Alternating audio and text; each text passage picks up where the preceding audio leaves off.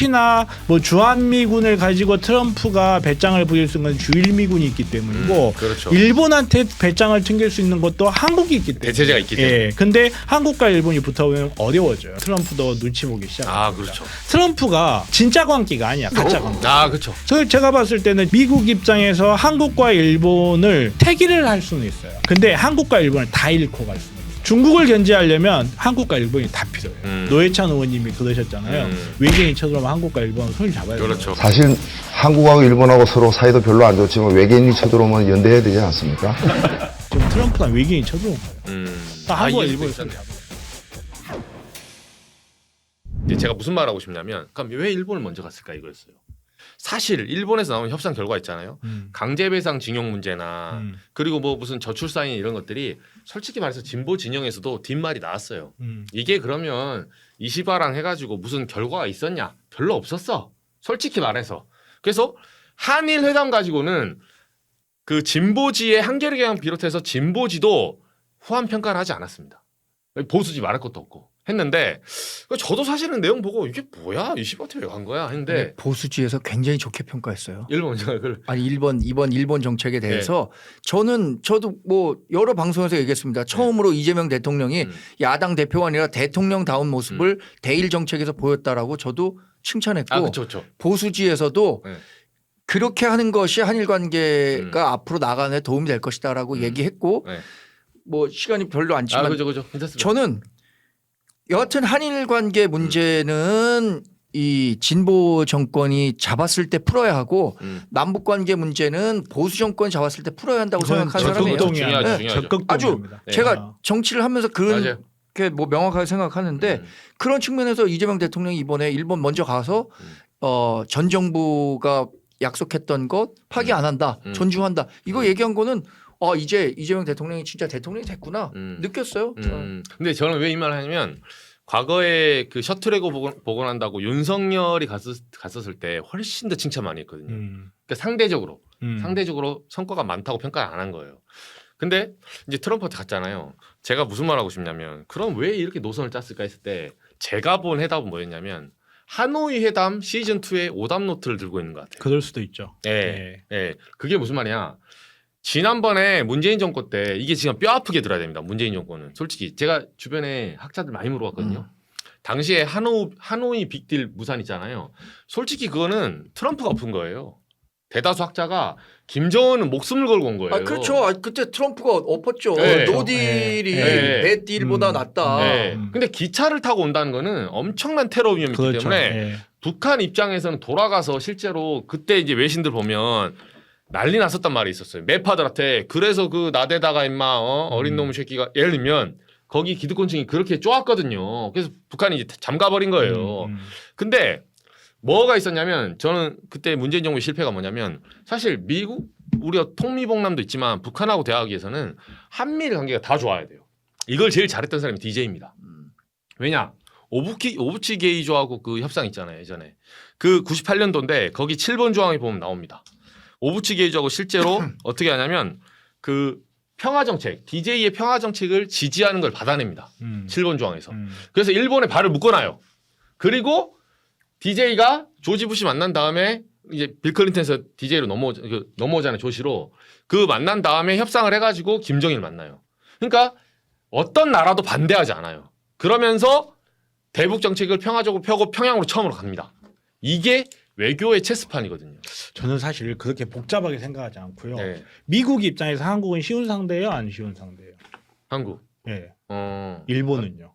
일본은 쉽죠. 한국은요? 안 쉽죠. EU는요? EU 빡세죠. 그러니까 제가 말하는 거는 국력에 따라서. 그 국력에 따라서 그죠. 트럼프 입장에서 EU를 통으로 무시할 수도 있고 일본을 무시할 수도 있고 한국을 무시할 수도 있는데 한국하고 일본이 같이 있으면 무시하기 어렵고 한국하고 일본하고 EU가 같이 있으면 그때부터는 트럼프도 눈치 보기 시작합니다. 그렇죠. 트럼프가 바보는 아니에요. 이 사람은 진짜 관계가 아니야. 가짜 관계. 그렇죠. 자기의 우위를 확보해 두고 상대방한테 함부로 하는 갑질 전략이지. 하나의 전략이다. 그렇죠. 그 제가 봤을 때는 지금 미국 입장에서 한국과 일본을 태기를 할 수는 있어요. 근데 한국과 일본을 다 잃고 갈 수는 없어요. 그렇죠. 예. 중국을 견제하려면 한국과 일본이 다 필요해요. 근데 한국과 일본이 가서 만나가지고 쏙덕쏙덕 하더니 트럼프가 어떻게 협상하든 너도 야, 너한테 맞았니?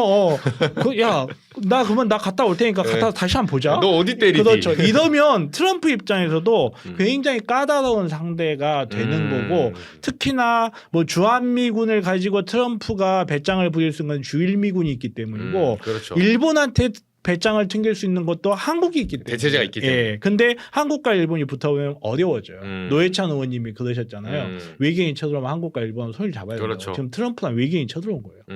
한국과 이해할 수도 일본이 손을 있잖아요. 잡은 거야. 네. 그래서 저는 이제 그렇게 봤을 때 이게 대북 문제를 풀어나기 굉장히 좋은 포석을 깔았다. 그래서 과거 문재인 때 보면 지소미아 죽창가 들면서 트럼프 데려왔거든요. 그러니까 이제 일본 쪽에서 미 상원하고 의회에다가 엄청 그때 로비했었어요. 박살이 하려고. 조국 전 대표 반성하십시오. 저는 문제 있다고 봅니다.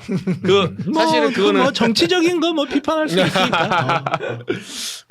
마지막으로 대표님 봤을 때 이번에 그러면 어느 정도가 돼야 어느 정도 채점표 뭐가 제일 중요해요? 선박, 뭐 자동차, 관세. 아이 관세는 이미 정해졌잖아요. 15%로 정해진 거고. 3,500불. 저는 뭐 그런 것들은 대강의 얼개가 나온 거고 저는 이 한미 동맹의 현대화를 어떻게 논의할 주한미군? 거냐, 주한미군 비용은 어떻게 할 거고 그 전략적 유연성, 예를 들어서 주한미군을 순환 배치하는 거 어떻게 해결하느냐, 한반도의 안보 공백 없이 어떻게 그 풀어나갈 거냐 이런 부분과 관련한 얘기가 구체적으로 좀 나와야지.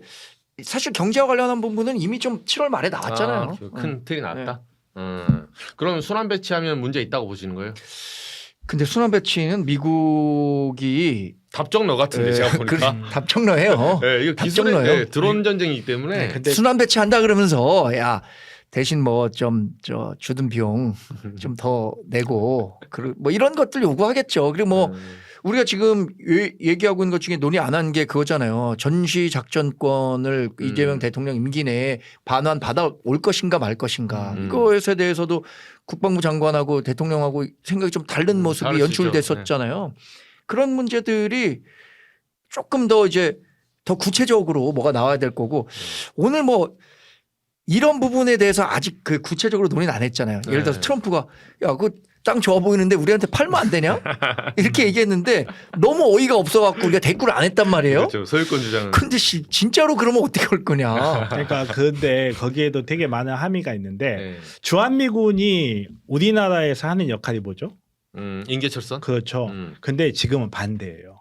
어. 사실은 중국을 견제하기 시작하고 북한의 위협이 줄어들면서 사실은 주한미군이 한국에 있으면 미국을 위한 한국을 자극하는 인계철선의 역할도 해요.